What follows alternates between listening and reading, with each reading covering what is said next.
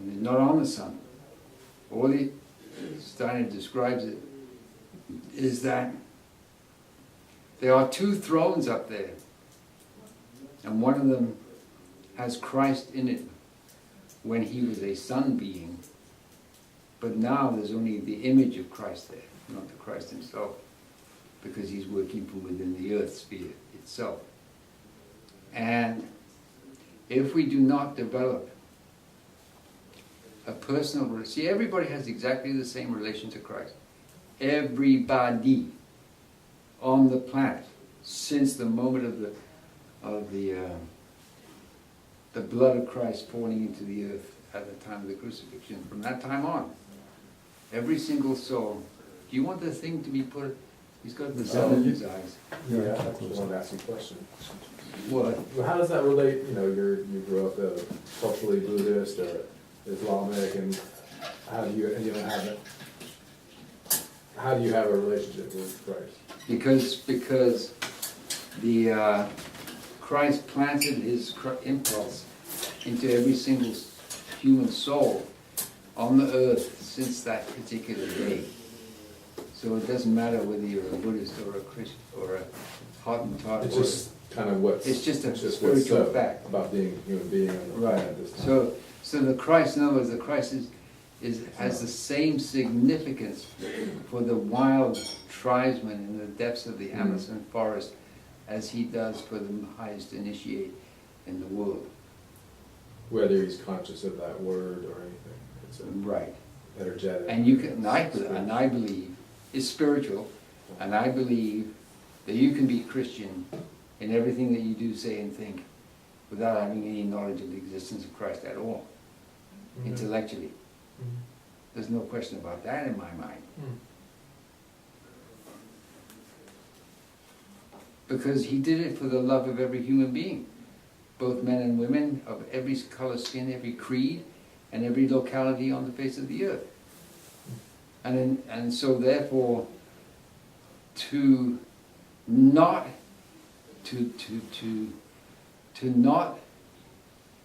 develop a personal relationship with Christ. See, because although the relationship itself is the same for everybody, exactly the same, whether we come to having a relationship with Christ out of our own free will personally, that's a personal affair.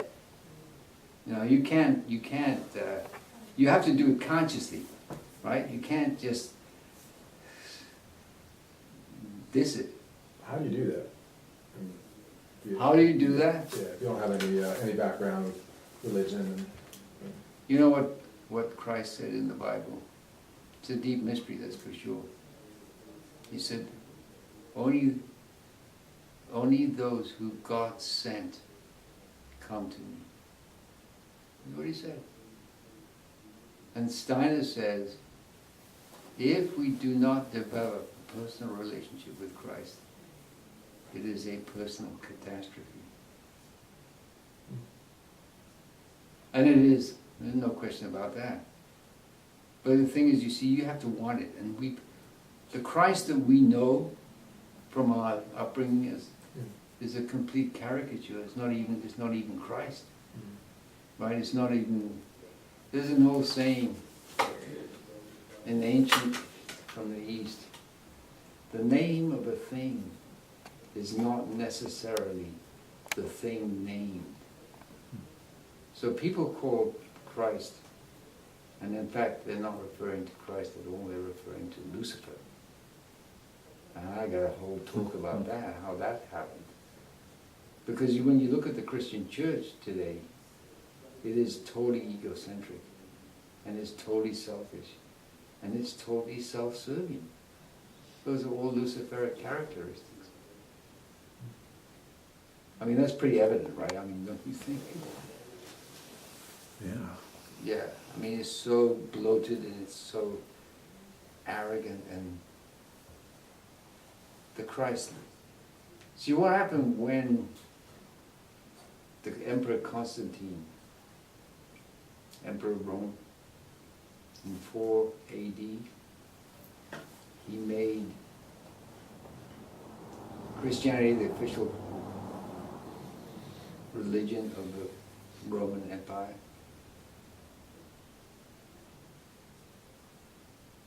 They didn't understand what happened during the time of Christ's actual living. And I'll give you a hint of what happened. Do you know why Judas betrayed Christ? The reason that he did that? The reason is because Judas knew who Christ is. And Judas wanted Christ to set everything straight with, because he knew Christ is a very sublime and powerful God, and he could have sorted everything out if he'd wanted to, no problem at all. And he wanted to force his hand. Now, the reason the Pharisees bribed Judas to betray Christ was because when Christ is alive and the apostles are going out to teach, Christ said to them, do not worry about what you're going to say, because I will do it through you.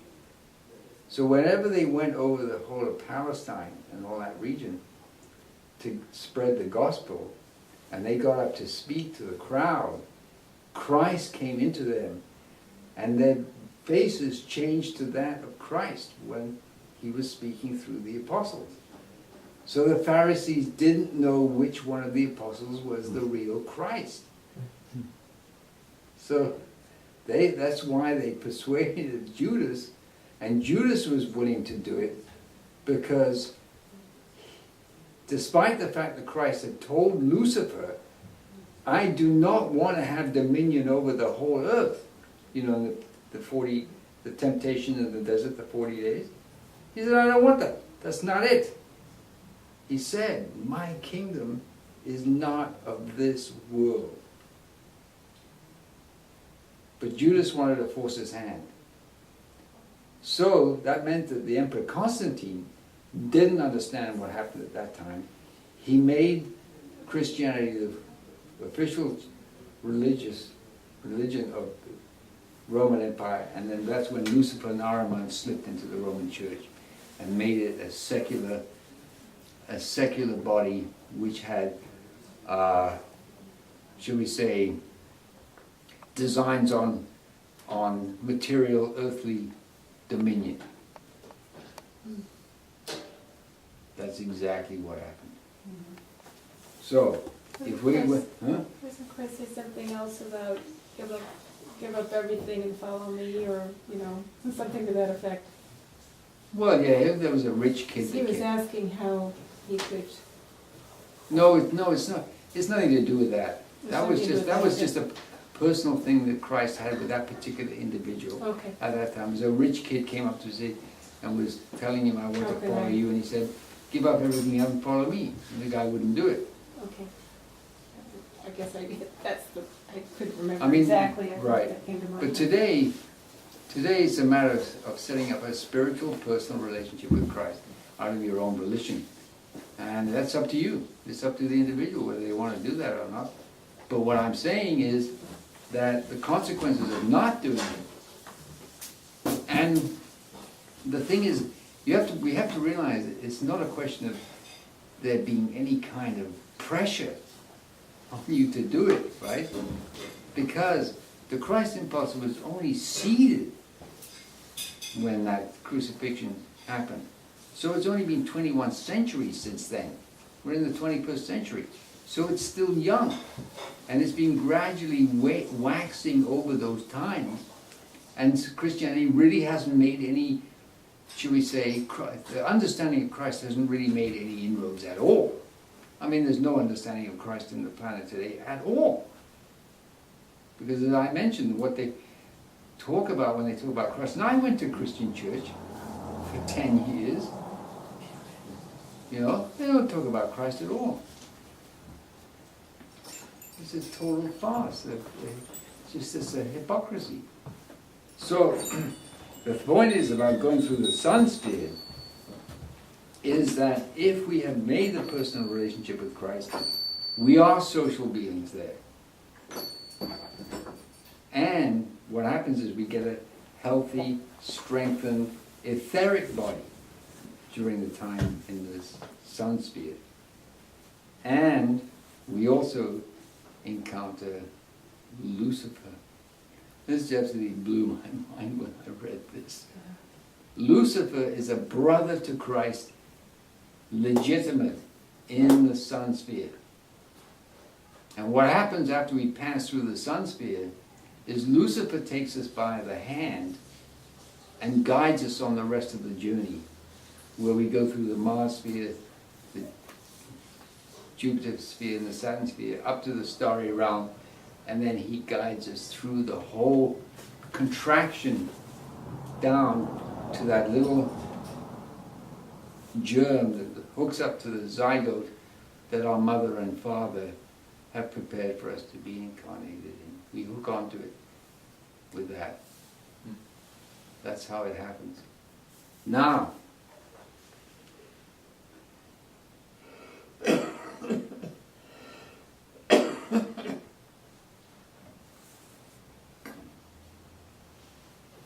what we do, first of all, there's some interesting facts that arise from all these spiritual investigations of Steiner. When the first thing we do on our journey back, our contraction down, is we have to figure out the locality of where we're going to be born to fulfill our karma. And you know how that's worked out is so amazing. How it's figured out is that, and we figure it out, along with the help of Lucifer, is we find a place on the planet surface at approximately the time that we're going to be born, where the constellations correspond as closely as possible to the constellations that occurred at the time of our death. That's how we find out where we're going to be born. Then we choose our parents. Now, we spend an incredible amount of effort arranging matters prior to our incarnation, our birth, working with our ancestors to arrange matters with them so that the parents that we are going to have as our mother and father have the suitable bodies for us to be able to be born into that will facilitate us fulfilling our karma and our destiny. So we work with our grandparents and great-grandparents before they even incarnate. Like 300, we start working on this 300 or 400 years before we're born.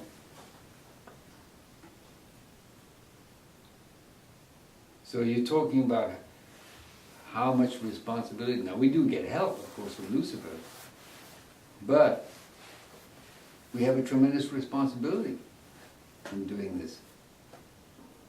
So that we have, and if certain things don't occur, like the ones I've already mentioned, such as developing moral standing, developing a religious sensibility, and developing a personal relationship with Christ, things can go somewhat awry when we're coming back, because we pass through all those spheres on our contraction down back to the zygote, but to join the zygote, so to speak.